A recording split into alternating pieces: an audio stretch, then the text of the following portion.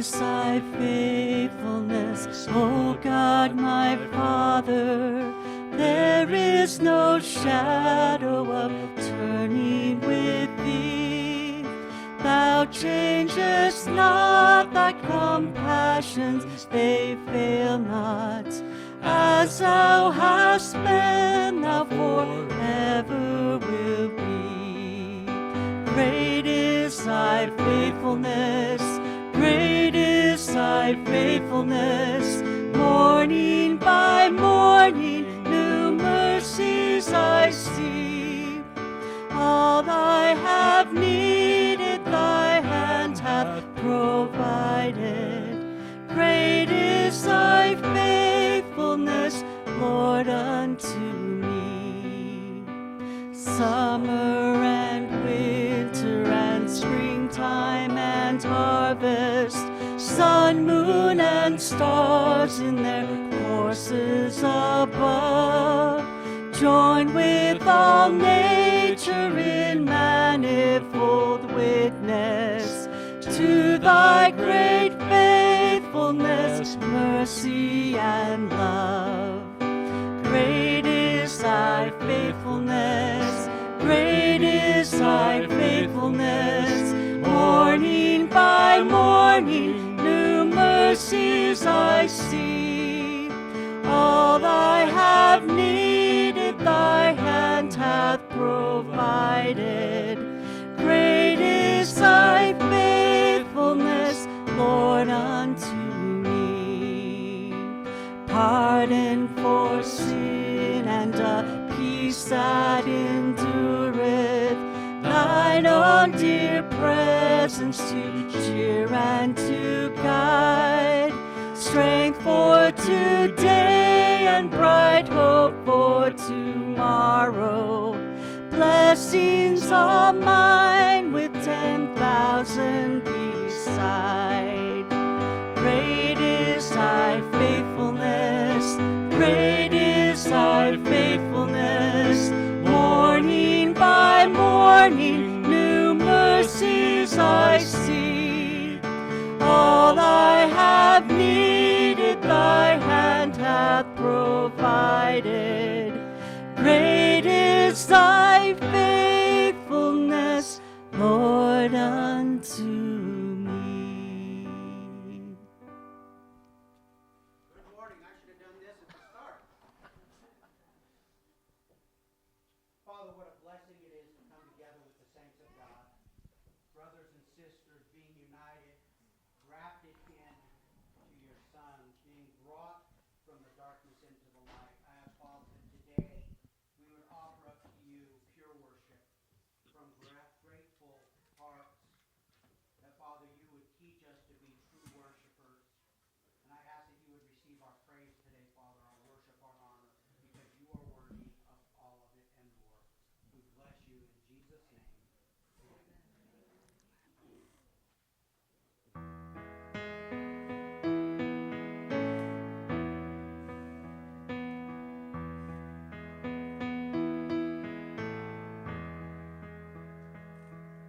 I'm calling on the God of Jacob, whose love endures through generations.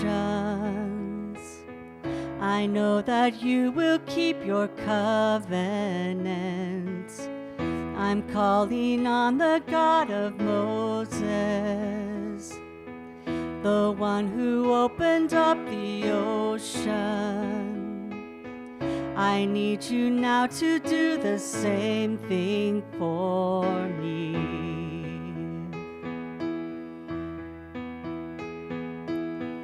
Oh God, my God, I need you. Oh God, my God, I need you now. How I need you now. Oh rock of ages, I'm standing on your faithfulness, on your faithfulness. I'm calling on the God of Mary, whose favor rests upon the lowly. I know with you all things are possible. I'm calling on the God of David, who made a shepherd boy courageous. I may not face Goliath, but I've got my own giants. My God, I need you. My God, I need you now. How I need you now. Oh rock of ages, I'm standing on your faithfulness, on your faithfulness. You heard your children then, you hear your children now. You are the same God, you are the same God. You answered prayer back then, and you will answer now. You are the same God, you are the same God. You were providing then, you are providing now. You are the same God, you are the same God. You moved in power then, you'll move in power now. You are the same God, you are the same God. You were the healer then, you are the healer now. You are the same God, you are the same God. You were the Savior then, you are the Savior now. You are the same God, you are the same God. Oh God, my God, I need you. Oh God, my God, I need you now. How I need you now. Oh rock of ages, I'm standing on your faithfulness, on your faithfulness. Oh God, my God, I need you. Oh God, my God, I need you now. How I need you now. Oh rock of ages, I'm standing on your faithfulness, on your faithfulness.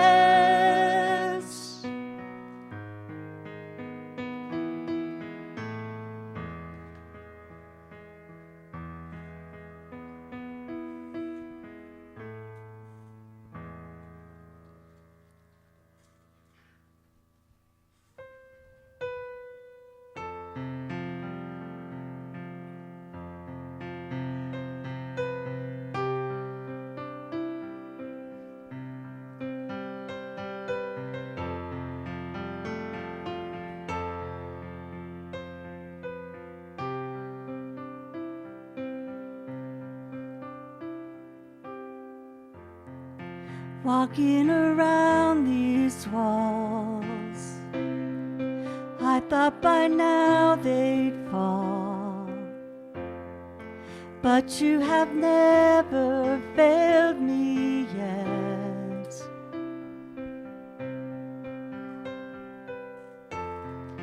Waiting for change to come, knowing the battle's won. For you have never failed me yet. Your promise still stands. Great is your faithfulness, faithfulness. I'm still in your hands. This is my confidence. You've never failed me.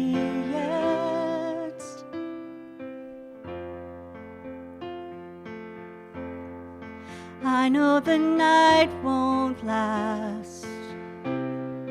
Your word will come to pass. My heart will sing your praise again.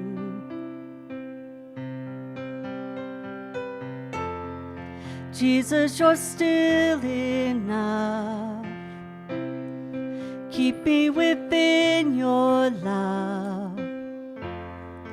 My heart will sing your praise again. Your promise still stands. Great is your faithfulness, faithfulness. I'm still in your hands. This is my confidence. You've never failed. Your promise still stands. Great is your faithfulness, faithfulness. I'm still in your hands. This is my confidence. You've never failed me yet.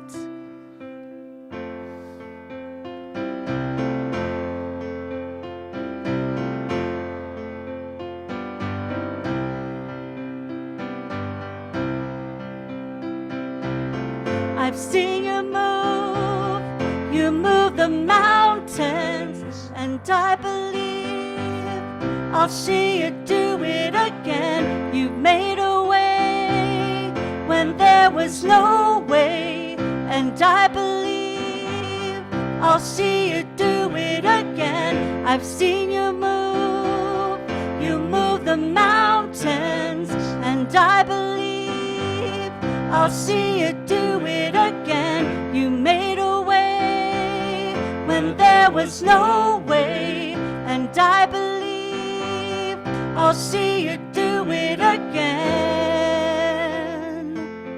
I'll see you do it again.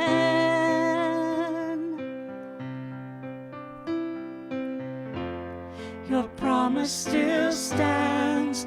Great is your faithfulness, faithfulness. I'm still in your hands. This is my confidence. You've never failed. Your promise still stands. Great is your faithfulness, faithfulness. I'm still in your hands.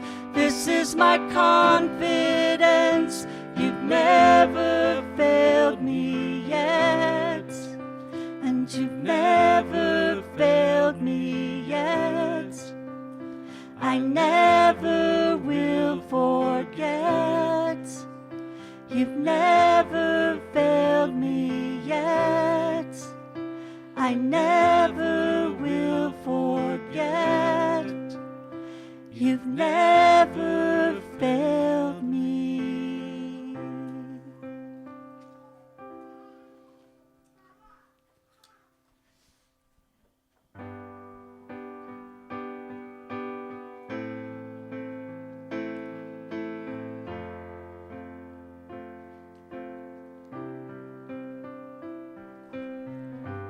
At the foot of the cross, where grace and suffering meet,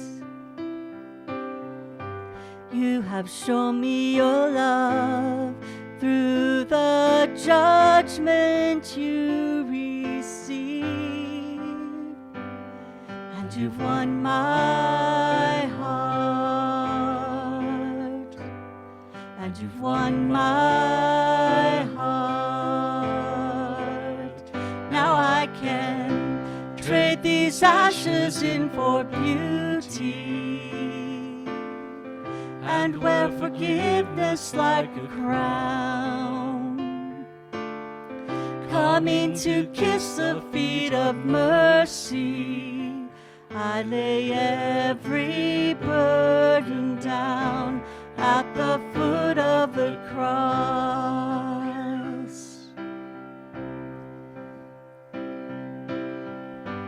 At the foot of the cross, where I am made complete, you have given me life through the death you bore for me, and you've won my heart,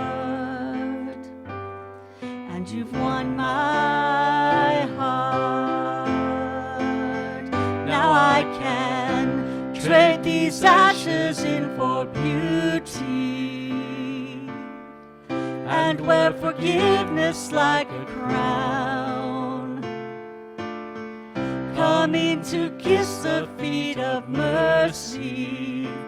I lay every burden down At the foot of the cross, I trade these ashes in for beauty, and wear forgiveness like a crown,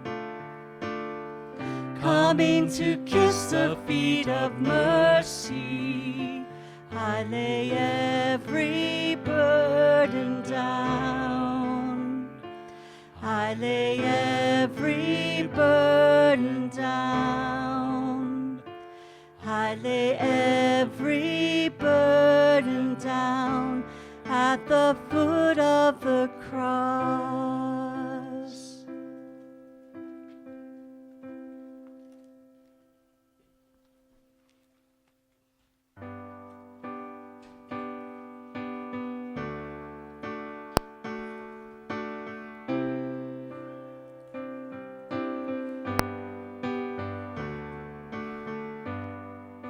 Scars are a sign of grace in our lives. Oh, Father, how you brought us through. When deep were the wounds and dark was the night, the promise of your love you proved. Now every battle still to come, let this be our song. It is well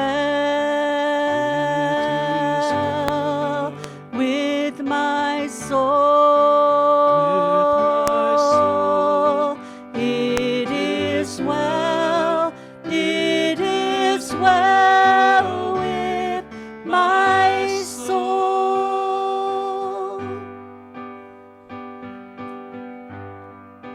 Weeping may come, remain for a night, but joy will paint the morning sky.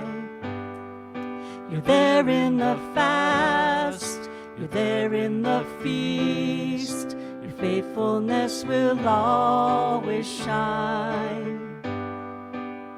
Now every blessing still to come, let this be our song. It is well with my soul. It is well. It is well with my soul. I trust your way. Trust your way. I trust your name. Trust your name. It is well. It is well with my soul.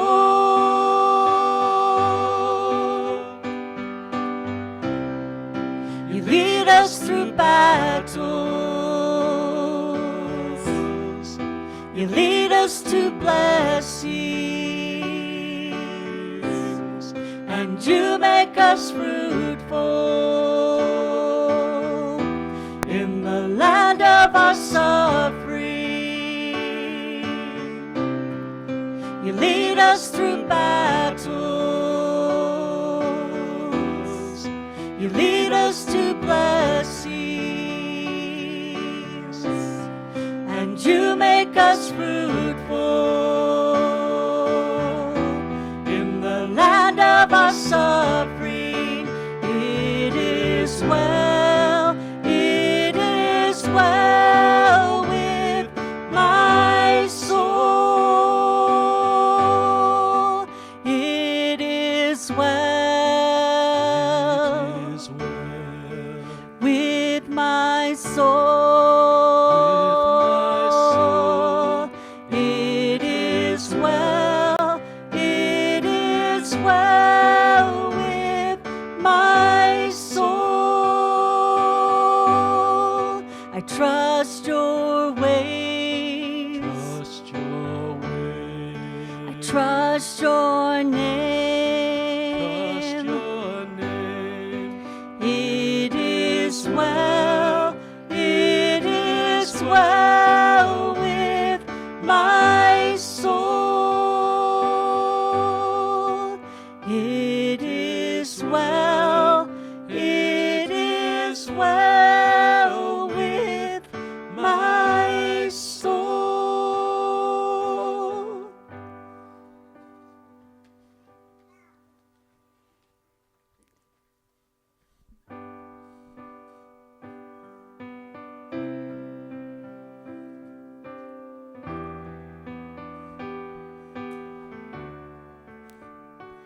Be still, there is a healer.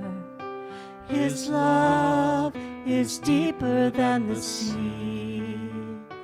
His mercy is unfailing. His arms a fortress for the weak. Let faith arise. Let faith arise. I lift my hands to believe again. You are my refuge, you are my strength. As I pour out my heart, these things I remember. You are faithful, God, forever.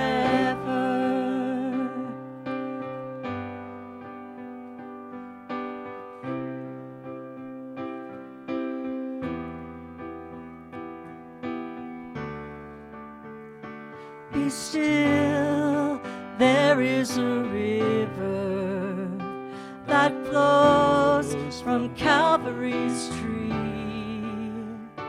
a fountain for the thirsty, your grace that washes over me. Let faith arise. Let faith arise. I lift my hands to believe again. You are my refuge, you are my strength. As I pour out my heart, these things I remember. You are faithful, God, forever. I lift my hands to believe again. You are my refuge, you are my strength. As I pour out my heart, these things I remember. You are faithful, God, forever. Let faith arise, let faith arise.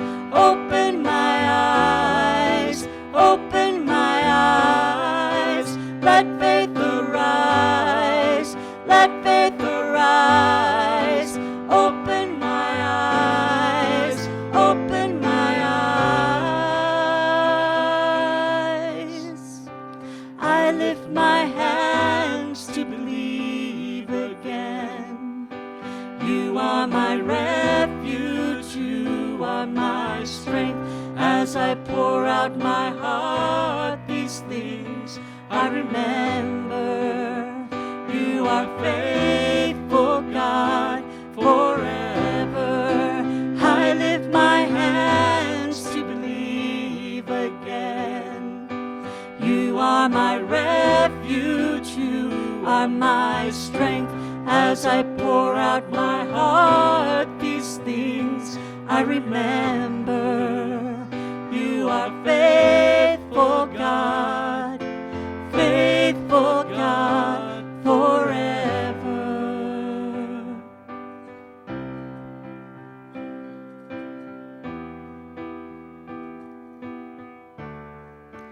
Let faith arise.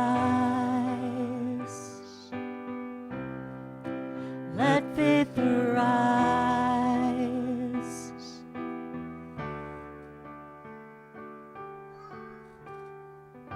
Father, thank you so much that you have given us faith. We put that faith in the finished work of Jesus Christ on that cross. And that our futures are secure with you when we have believed upon the name of the Son of God, Jesus. We believe in our hearts that God raised him from the dead. God, thank you that you have purpose for each of us, that you have a design, a calling, a work for each of us to do. May we be about that. May we not be quick to attach ourselves to the mortal pleasures of this earth, the temporary things that would so easily bind us, but that we would continually look to you, look in your face, that we would be right by your side so that we might hear your voice, that we might follow your leading. Strengthen us, God, to do whatever work that lies ahead. Keep us centered in your will. Help us to be available. Make ourselves available for whatever you have us do. These things we pray in the name of our great God and Savior, Jesus. So, I just want to start off with a word of prayer, if that's all right with everybody. Heavenly Father, we thank you for this day. We thank you for another opportunity to glorify you together and worship your name. Just pray that any words that come out of my mouth would be edifying and glorifying to you, edifying to the people, and everything that we do and say, Lord, would be to your glory. In Jesus' name, amen. So, hello. Hola. One of the things that they say in Wirarica, or Huichol, is que paraka uniwa ne'iwa. And that means, may God be with you, my people, or my brothers.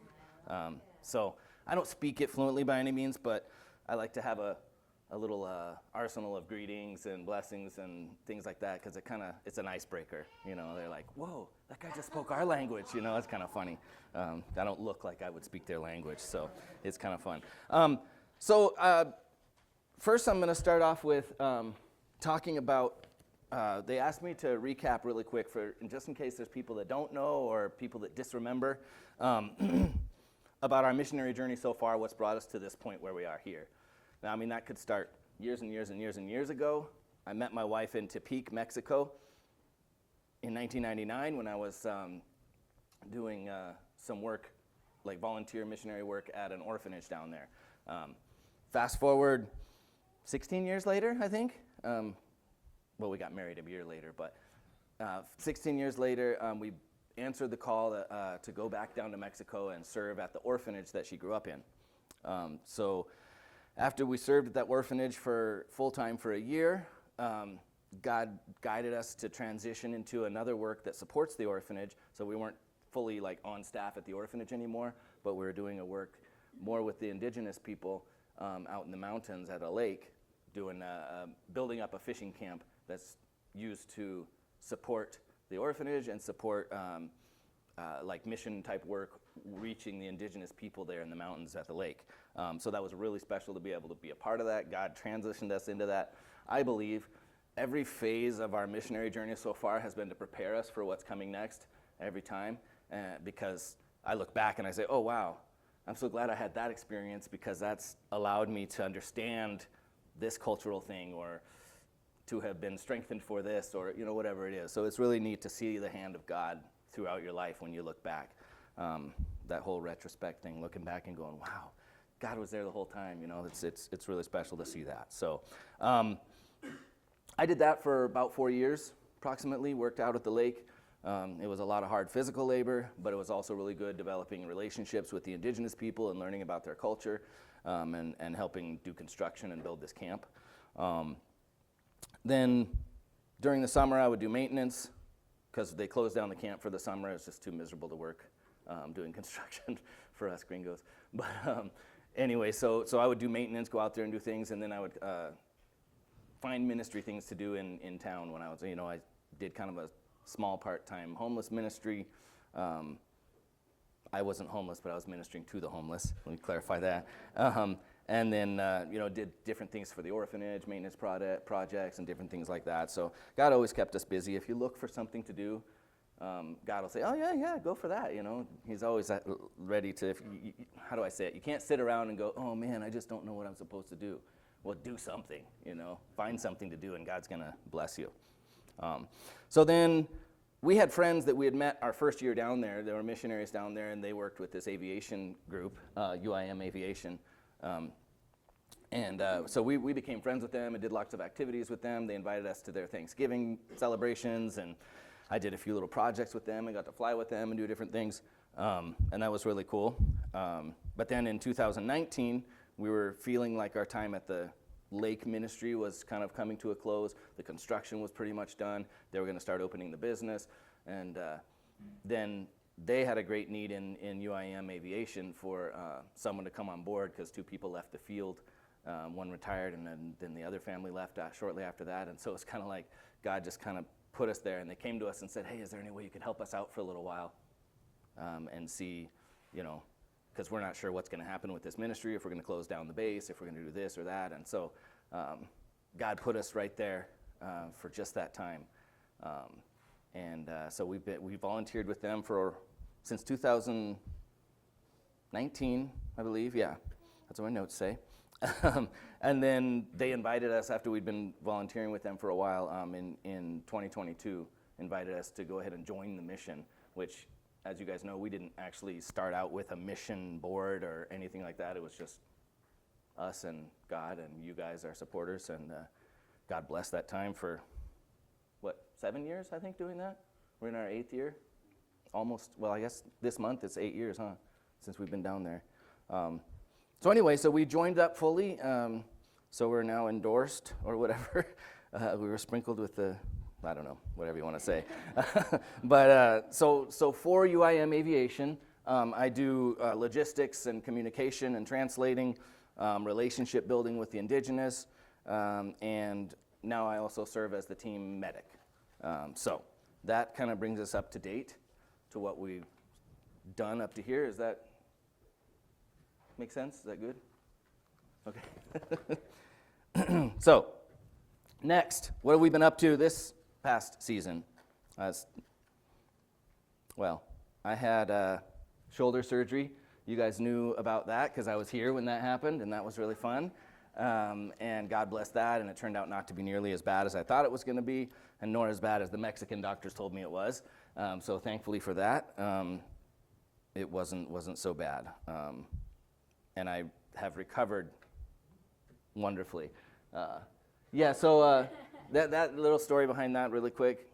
I said something to Imelda, and she just, did a little this, well, it was the wrong shoulder. And so my daughter Alexandra's like, she runs downstairs and gets this paper and tapes it to my shoulder. She goes, there, that way your mom won't hit you. That just meant she hit the other shoulder, so, let's see. I'm kind of skipping a little bit of this just because you already know all that about my shoulder. Anyway, so going to the next slide. We had a super busy fall, winter and spring, where we were flying out multiple groups of people to the mountains for dental and medical clinics. We've flown groups of men out for construction in villages, like putting roofs on churches and installing like clean drinking water systems and things like that. So God's really got us going and busy, and we're doing not only physical good works, so to speak, but every opportunity to engage with people is an opportunity to share Jesus, and to show our love, and we'll get into that more. I'm getting ahead of myself here. I get excited, sorry. So one of the groups we flew for was a group of gringos from California and dentists from Mexico, and we can move forward a little bit here. It took 3 flights to get them out there and all their gear out to the village.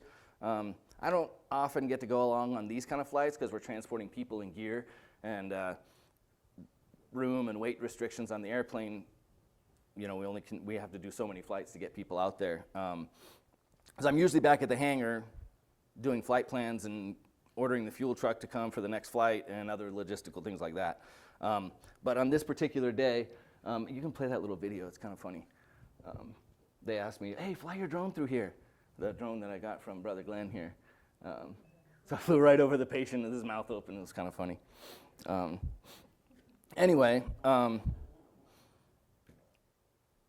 so on the last flight out to this village for this clinic that you're seeing the pictures of here, there was room for 2 people. And someone that some of you may know, Kelly McCormick, was down there visiting me at the time, so he got to jump in and come along, and I did as well. So it was a really special time. So we got to the village, we unloaded, we got the dentists all started out and did some talking and relationship building, if you will. And then we just kind of explored the village and looked around, and you can move forward. There you go, yeah. Visited the locals, so to speak. And they got busy yanking teeth or whatever they were doing. So, well, then we noticed it was starting to get cloudy, and it started to smell like rain, and well, that's not good for a little Cessna 206 to fly through that kind of stuff, especially in the mountains close to that terrain and everything. So we're like, okay, we got to go. So we jump in the airplane, get it fired up, and we start taxiing up to the top of the runway because it's kind of on a slope. And we're like halfway up the runway, and all of a sudden this lady runs out into the runway in front of us, waving her arms. We're like, oh, what is she going to do? You never know what people are going to do. And so we got the engine shut down, and she told us that her mother had fallen and was badly injured. Could we please help? Because she knew there was some kind of medical thing going on, or doctors, or, and we're there with the airplane. So as an EMT now, certified in Mexico, I always fly with my medical bag of equipment and stuff, and thankfully that day wasn't any exception. And so I accompanied the lady up to see what I could see about what was going on with her mother. Anyway, along the way, the lady told me the story, and apparently her mother had been walking down a path down to this little store on the other side of the village, and she lost her footing and fell. Well, she tumbled like 15 feet down into this dry creek bed, and she's like, I don't know, 70s, probably. I mean, she's up there. She's not needing to be tumbling into a dry creek bed, 15 feet. Anyway, she hit her head and lost consciousness for who knows how long. When she came to, she found she couldn't even get up because she was like wedged between these big boulders. So she's just like laying there trapped. And so she starts crying and screaming, and finally got someone's attention, because eventually they're like, well, where'd Mom go?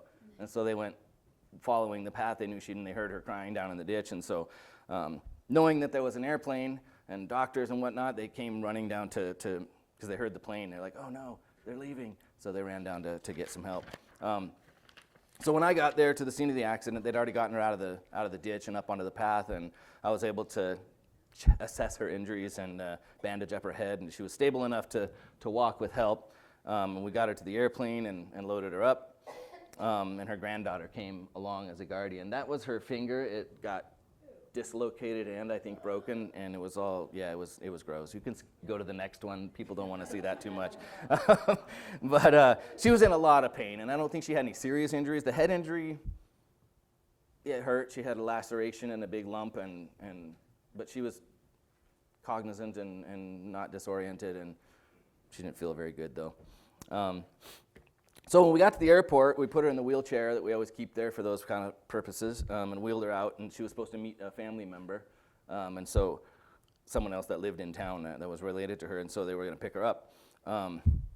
So I left her up there with her granddaughter to wait for her ride, and we went back, and we were, tying down the airplane and doing all the things that we got to do to tuck it away.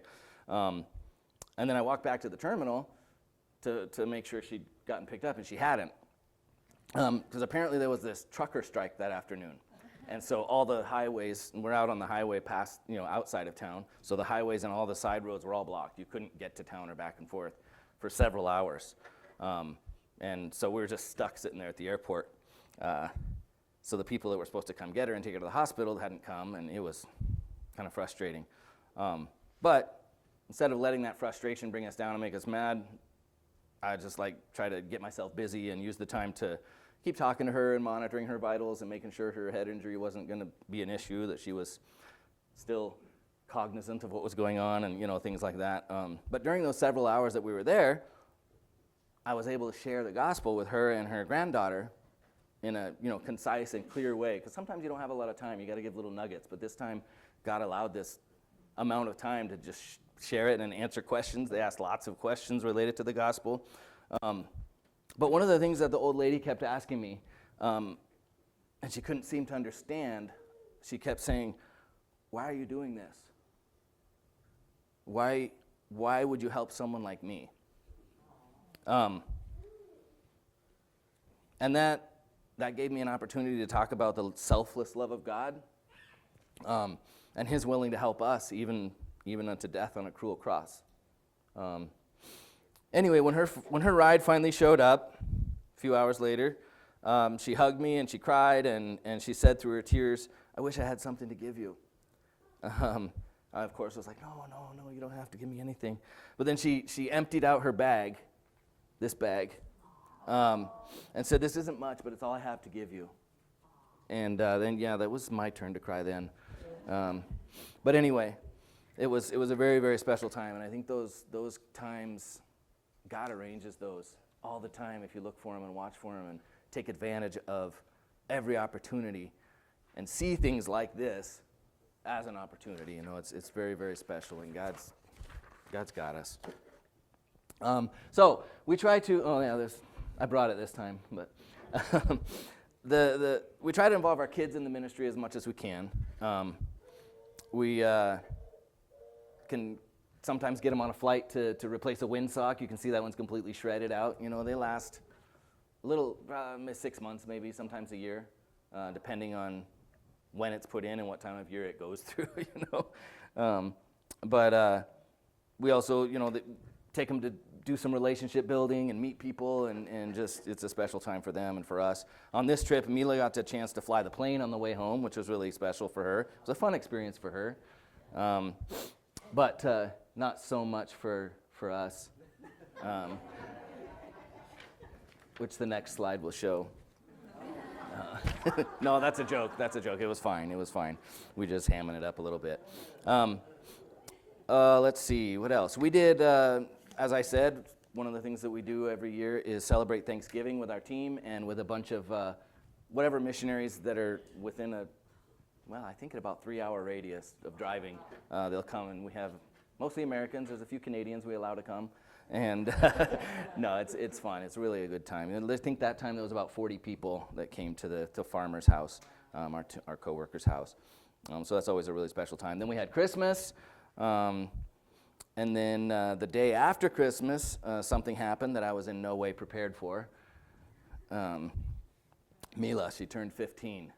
That just blows my mind. But anyway, another thing, some of you have heard of this if you saw it on Facebook, or we were asking for prayers because it was really frustrating. But we had, I'm not sure what point it was in the winter, but we had our entire kitchen was torn out because of termites. So we had to tear it all out and do all this stuff. I won't get into it, but we got it all cleaned up. No, we got a couple months, I think, without a kitchen, which was fun. And then this one's just for fun. I wish more motorcycles carried stuff like that because he wasn't lane splitting, which was really nice. But no, that picture's just for fun. Over the winter, we were busy with the medical evacuation flights. This lady was really ill. The one you can see her laying down with her knees sticking up with her pink pants there. She was sick. She had a big, large open wound from a messed up, I think she got infected after an appendix removal. So she had this gaping wound like 4 inches across. I know I'm exaggerating like this, but anyway.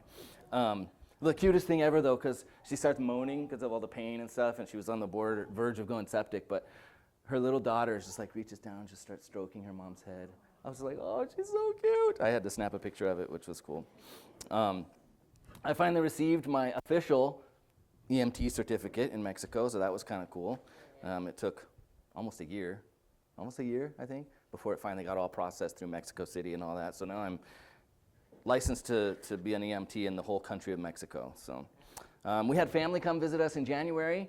That was really fun. We do lots of fun stuff with them, but we also this time got to put them to work, as you'll see in the next slide.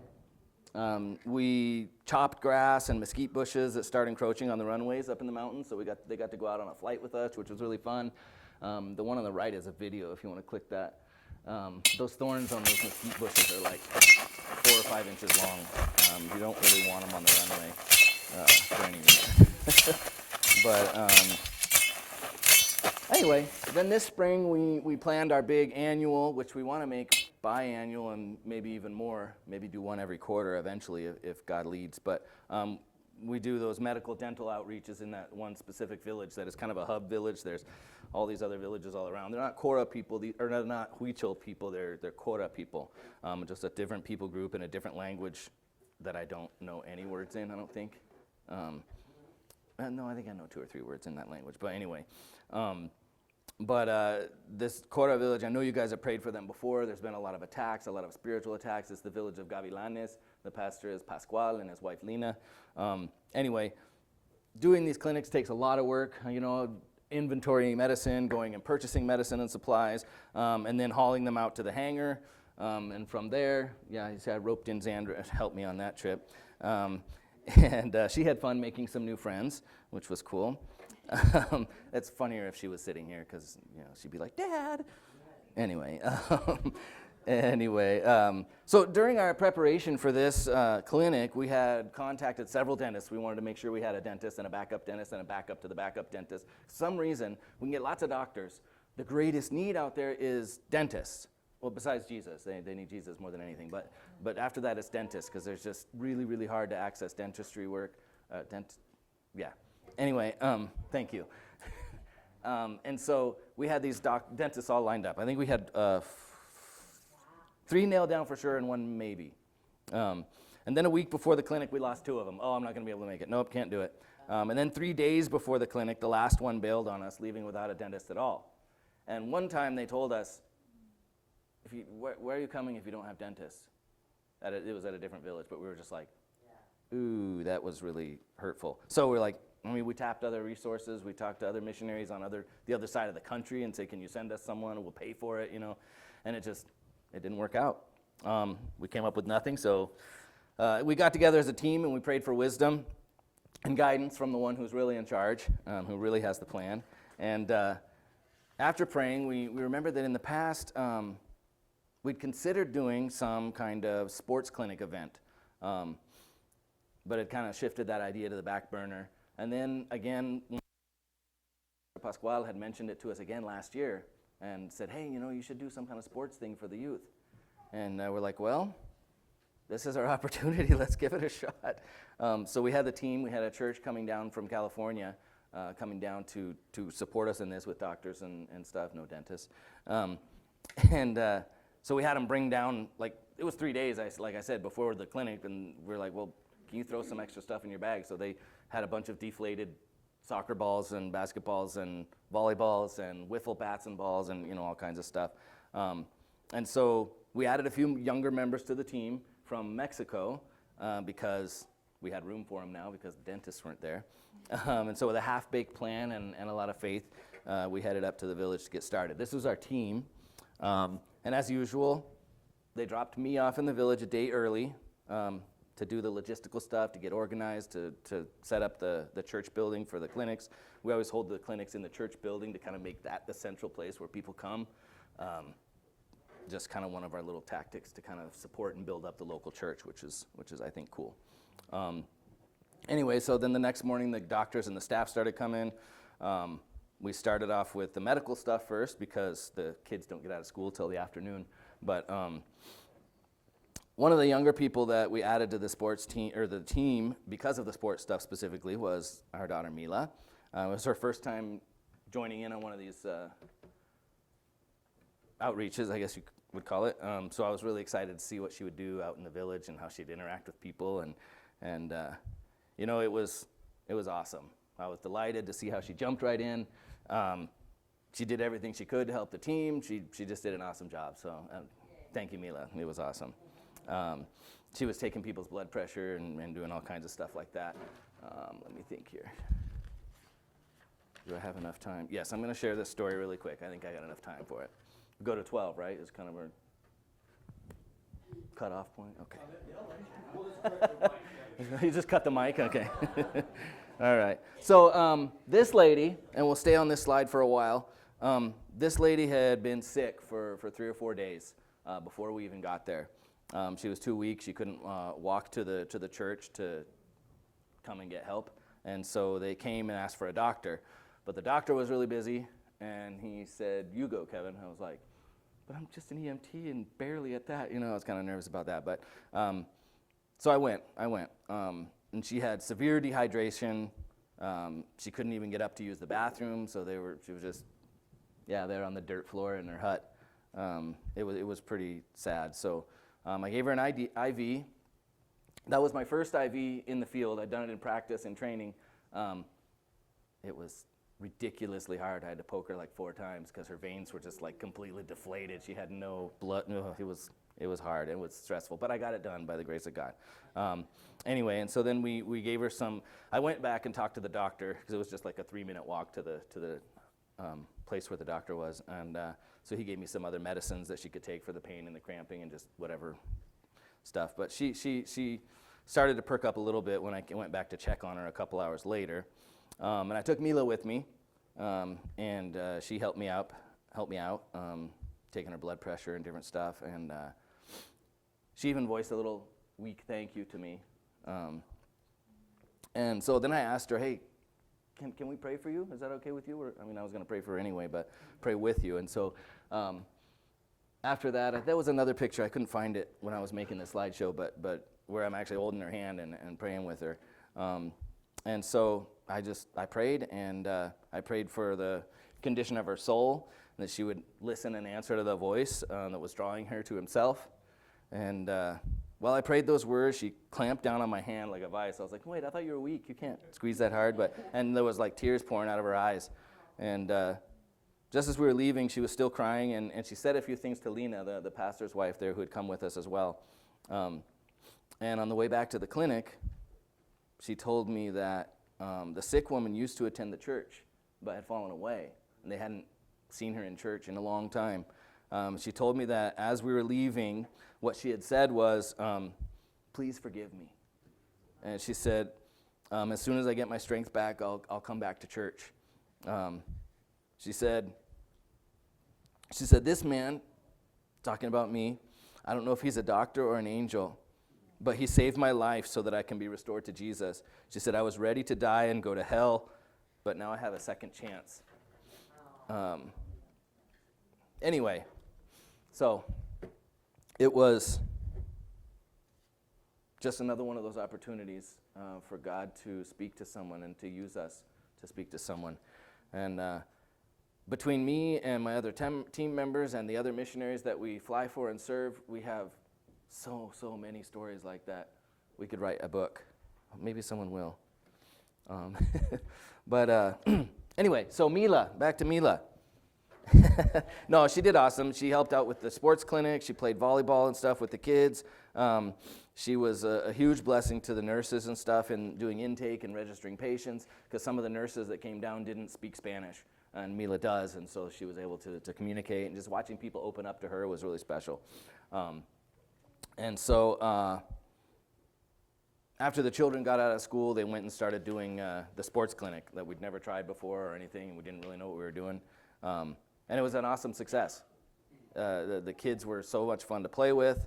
And then after playtime, the one guy that we had brought, younger person that we had brought in addition to Mila, his name was David. He's the son of a local Mexican pastor that we work with a lot. He has a huge ministry with the indigenous tribes. Anyway, he pulls out this picture book, kind of like, you remember those old flannel graph things that had like pictures of scenes of, and you'd add things. Well, this was just like pictures of that, basically, just pictures of different Bible stories. And so he starts telling stories to these kids using the picture book, and they loved it, and they kept asking all these questions and kept begging him to tell more. And then they grabbed the book from him, and they're like, wait, you didn't talk about this one, tell us this one. It was really fun to see that. And then, of course, every evening after the clinics, when the last patient was attended to, basically by the time it got dark, because they would keep coming until whenever, but then we would do services open, and we gave everyone an invitation, and we do services to, like I said, build up the local church, and just they're there, and they're, hey, come do it, come worship with us. So we did corporate worship, teaching from the Word of God, and prayer for the sick. And at the end of the clinic, we all went home rejoicing, because we saw God working in the village. We saw God, somebody said one time, and I've heard it since then too, but God showed up. And I was like, well, he's there all the time, but I know what you mean. Like, you see it, and you're like, oh man, that was God, and it was really neat. We felt His presence, and we witnessed transformed lives. We saw people come to Christ, and people that were transformed by His love. Because that's what it is a transformative love, Love is at the very center of who we are in Christ. John 13:35 says, By this, all people will know that you're my disciples if you have love for one another. And so them seeing us displaying love for one another, the body, the Christian people, and working in harmony and doing these good works, and then showing Christ's love to the other people around us, it shows that we're his disciples. The way that we love demonstrates who we are in Christ. And I wrote this down because I liked it. It says, the way we love is the first word we speak about the gospel and the transformational power of the cross. I read that somewhere, and I don't know who to give credit to, but I liked the way it sounded. I'm just going to say it one more time. The way we love is the first word we speak about the gospel and the transformational power of the cross. So let me read also another passage here real quick. Now this passage, 1 John chapter 4, starting at verse 7. I know these verses are familiar to everyone. There's been songs written about them and everything. If you remember, beloved, let us love one another. Anyway, I'm going to read these. So starting in verse 7, 1 John 4. Beloved, let us love one another, for love is from God, and whoever loves has been born of God and knows God. Anyone who does not love does not know God, because God is love. In this, the love of God was made manifest among us, that God sent his only Son into the world so that we might live through him. In this is love, not that we've loved God, but that he loved us and sent his Son to be the propitiation for our sins. Beloved, if God so loved us, we also ought to love one another. So this love that we have and that we share demonstrates through our actions. This ought to be such an inseparable and integral part of our very existence that it overflows to everyone and anyone around us, that people see that. They come into contact with us and they should be like, whoa, what's different? This guy's so, this person loves. This is love. This love should flow out of us to such a degree that people are dumbfounded by it, like the old lady that I talked about earlier, and ask, why would you do that? Why do you love me? This love is freely given, but it comes with certain responsibilities. So first, in John 14, Jesus says, if you love me, you will keep my commandments. We have a job to do. We, as they say, must be about our Father's business. Jesus says later in John 15:16, you did not choose me, but I chose you and appointed you that you would go and bear fruit. So we're not just sitting there basking in Jesus' love and saying, this is great. We are, but he didn't choose us, or he chose us for a reason, and he wants us, like it says there in that verse, go and bear fruit. He wants us to be out there doing his work. So let's all be mindful of that and be about our Father's business, as I said, and demonstrate the greatest act of love that we possibly can. And what is that? Sharing Jesus with someone, exactly right. So that's almost all I have. I'm going to show a couple real quick pictures just of some of the fun stuff that we got to do. I think there's like 4 or 5 pictures. We went to the Christmas fair that they have in Topeka, usually annually. Actually, this was the first time I think they had it since COVID. It was pretty fun. They have Ferris wheels and different things set up. It's really fun. We watched the nearly fully solar eclipse. 3 hours north of us, you would have seen, it would have been completely, but we were almost full. The girls have been taking karate lessons, so they get to beat each other up, and that's kind of fun. And they get to beat up their friends, the other missionaries' kids, which is even better. And then we just did lots and lots and lots of ministry work. There's Kelly, Pastor Kelly, former pastor of this church, went out to visit us. Anyway, that's some of the terrain that we fly through and over, kind of between the canyons and stuff there. It's just deep and rugged and high, and I think that mountain is right at 7,000 feet. Anyway, I think that's pretty much all I have. So I can take questions if you want to take a few minutes for that. That lake you kept flying over, Yeah. is that the one? That's the one that we worked at, yeah. Name of it? It's called agua milpa. Say again? Agua milpa. Agua milpa? There you go. Milk? No, milpa is like the corn, the tassels on the corn. Oh. Are the villages up high or down low? Yes. they're scattered all over the place. So some of them, like the Gavilanes, where we go with for that one clinic that I've just been talking about. That one's high up on a mesa, overlooking. You can look down the canyon into the river. So when you fly off the runway, it just drops into this huge canyon. It's just gorgeous. That's actually better than some because you have options. Even if the plane dies right there, you can glide for a while. But some of them, you're like, okay, you come off the end of the runway and you got to turn and get away from a mountain, and it's a little more technical flying, but that one's a good one. But yeah, and then some of them are, you fly down into the terrain and down into the canyon, and sometimes you have to circle a few times to get down to it. And so yeah, they're at all different altitudes. Do you have your pilot license? I do not. No, I have my student pilot certificate. It's called, and I have like 40 hours logged. But that's just for fun because the guys that I fly with are all certified flight instructors. And so I can do that. I log the hours in my logbook just in case someday I get the opportunity to go for my license. But I wouldn't be able to fly for the mission without like 5 years of training and like $100,000 probably spent on training because they're really, really top-notch pilots. And they have to be also airplane mechanics and flight instructors and instrument rated and all these different things. So it's a process. So I don't feel like that's what God's calling me to, but it would be fun to have my license. But Share with the church what UIM is requiring of you guys for support. So as I mentioned early on, and I've said before, we didn't join a mission from the beginning. Part of the reason for that was there was this huge list of requirements and several years worth of training that we would have had to join most of the missions, and then a huge financial requirement. I mean, there was organizations saying you had to raise $10,000 a month and things like that, and we just felt like we needed to go, like God was calling us. And I just realized I've been looking out this way the whole time. I have hardly looked at you guys, so now I'll talk to you guys.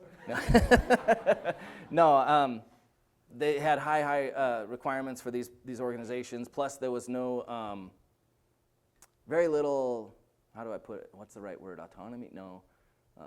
Leeway to do what you felt God was calling you to do. You just did whatever the mission told you to do, and they could say, you know what?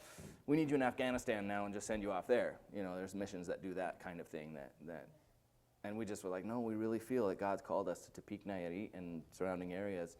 And but once we got to know the UIM people, got to see their agenda, if you will, got to see how they minister and how they treat their missionaries as well. They don't have nearly the requirements. And so also talking to them, they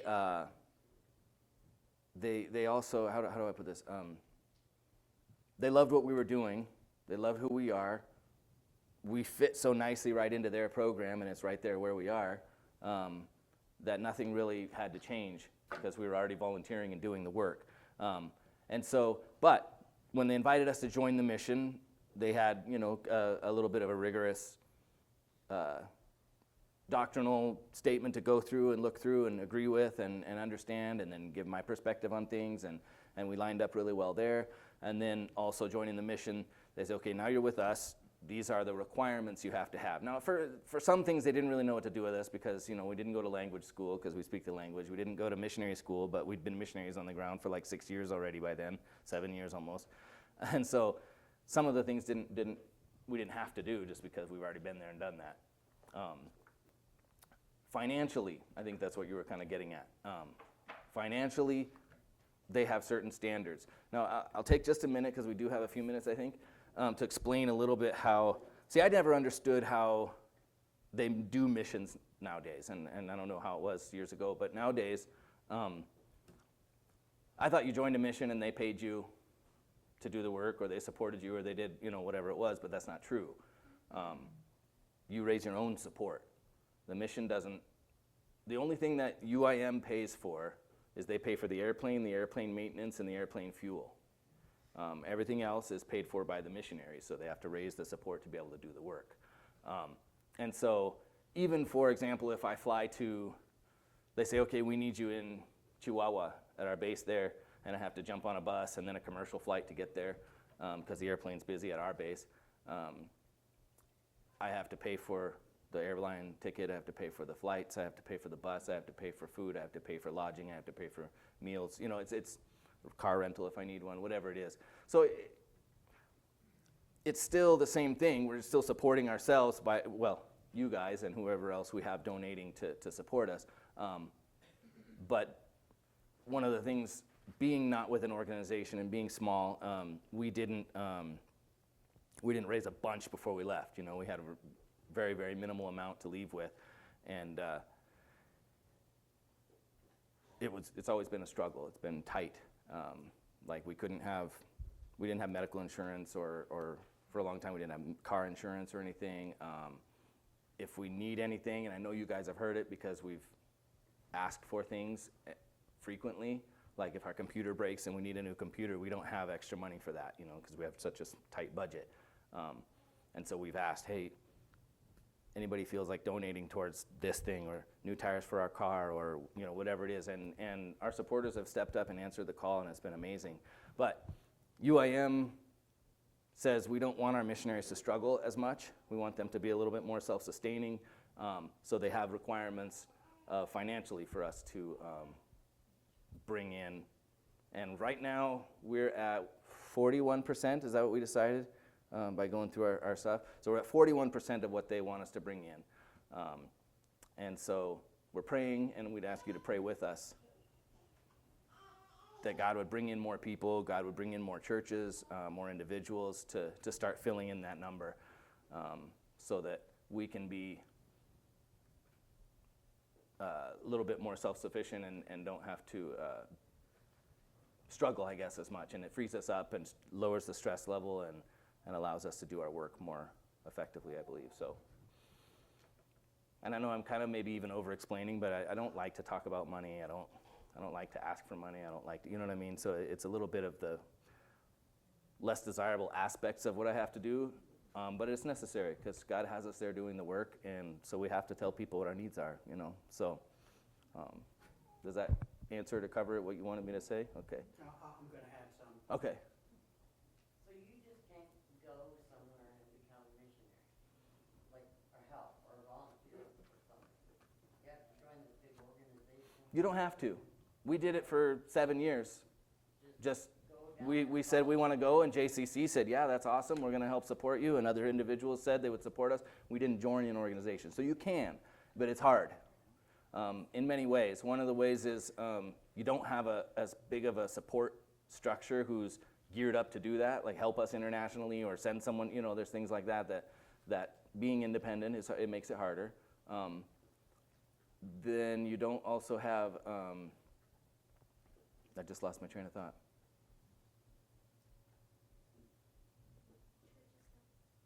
Yeah. Anyway, there's a few things that make it difficult to do it. Oh yeah, churches. Thank you, Mila. Churches don't want to support an independent missionary because they're like, we don't know you. We don't know, you're not with an organization that we can look up online and say, oh yeah, this is a good place, you know. And so they don't think you have accountability. And I understand that. There's a lot of people out there. I've even met some missionaries down in our area that I'm like, I don't know how people support you because you're not really doing anything, you know.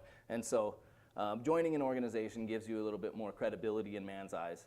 But anyone can go anywhere that God sends them and go. I would never say, no, you can't go without an organization. When God calls you, you go, you know. So, other questions by anyone? So the 41%, is that like for a year or for a month? Or? Yeah, both. I mean, basically, our monthly income, they need it to be higher, and we're at 41% of the number that they tell us we need to bring in for monthly, yeah. So. Yeah, I was just wondering, because I remember the last time, Kevin, you were talking about the place where it was demonic spiritually, and you were having a little trouble there. And I guess the pastor broke his leg, and then something happened, and then you were going to maybe go there and help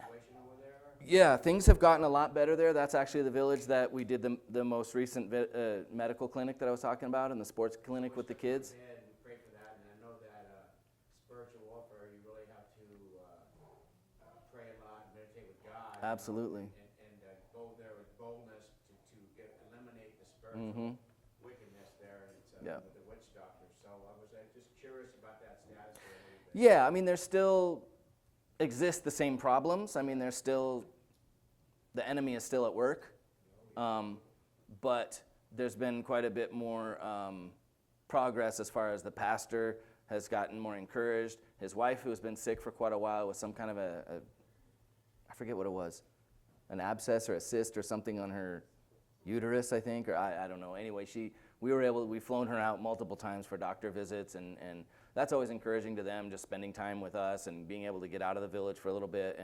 and visit. They have a son and a daughter that live in town and are studying medicine and different things. And so, yeah, they're very much more encouraged, and I know that that's due largely to the prayers of the saints. And the big thing, too, with that pastor is he loves going to all these different villages and sharing the word, but he's kind of, what is it, the prophet, or how does it go? Without honoring his own home, his own village. And so he really struggles there. You know, sometimes he'll have 7 people at church, and sometimes he'll have 30. And so lately it's been a lot better. There's been more encouragement. People are more excited. People are getting more dedicated to helping at the church instead of just him doing everything. And so it's been getting better for him. So keep praying for him. His name is Pascual. His wife's name is Lena.